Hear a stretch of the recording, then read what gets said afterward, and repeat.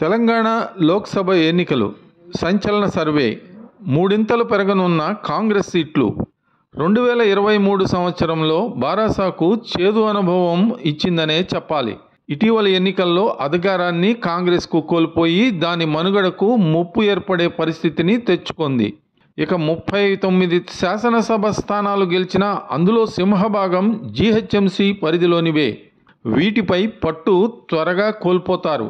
అధికార పార్టీకి అనుకూలంగా వారి పనుల కోసం ద్వితీయ శ్రేణి నాయకులు కాంగ్రెస్లోకి రానున్న 2 నెలల్లో చేరే అవకాశం. ఇది సహజమైన రాజకీయ పరిణామం. ఇక జీహెచ్ఎంసీ పరిధిలో 4 లోక్సభ స్థానాలున్నాయి. ఇందులో గతంలో కాంగ్రెస్ మల్కాజ్గిరి, చేవెళ్ల స్థానంలో బారాసా, హైదరాబాద్లో ఎంఐఎం, సికింద్రాబాద్లో భాజపా ఇలా తలా ఒక స్థానాన్ని గెలుపొందాయి. రానున్న లోక్సభ ఎన్నికల్లో తెలంగాణలో ఏ విధమైన ఫలితాలు రావచ్చు అనే విషయమై ఐపాస్ ఒక ఇండికేటర్ సర్వే నిర్వహించింది. అందులో సంచలన ఫలితాలు వచ్చాయి. ఈసారి వచ్చే లోక్సభ ఎన్నికల్లో కూడా హైదరాబాద్లో ఎంఐఎం గెలుపు ఖాయం అని చెప్పాలి. ఇక భాజపా నిజామాబాద్, ఆదిలాబాద్ స్థానాలు గెలిచే అవకాశం స్పష్టంగా ఉంది.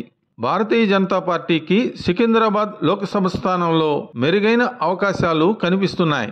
ఇక కరీంనగర్లో బండి సంజయ్ అభ్యర్థి అయితే వారికి కూడా ఈసారి ప్రజలు పట్టం కట్టవచ్చు. ఇక చేవెళ్లలో భాజపా ద్వితీయ స్థానానికి పరిమితం కావచ్చు.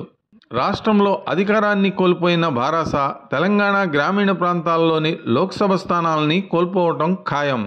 ఇక బారాసా చేవెళ్ల, సికింద్రాబాద్, మెదక్, మల్కాజ్గిరి స్థానాల్లో బలమైన పోటీ ఇస్తోంది. మెదక్, మల్కాజ్గిరిలలో విజయం సాధించవచ్చు. అధికార కాంగ్రెస్కు ఈసారి భారీ బహుమతి లోక్సభ ఎన్నికల్లో రానుంది. అది పెద్దపల్లి ఎస్సీ రిజర్వ్డ్ స్థానం, 2 జహీరాబాద్ లోక్సభ స్థానం, 3 మహబూబాబాద్ లోక్సభ స్థానం, 4 నాగర్ కర్నూల్ ఎస్సీ రిజర్వ్డ్ స్థానం, 5 నల్గొండ లోక్సభ స్థానం, 6 భువనగిరి లోక్సభ స్థానం, 7 వరంగల్ ఎస్సీ రిజర్వ్డ్ లోక్సభ స్థానం, 8 మహబూబాబాద్ ఎస్టీ రిజర్వ్డ్ లోక్సభ స్థానం, 9 ఖమ్మం స్థానాల్లో విజయం ఖాయంగా కనిపిస్తోంది.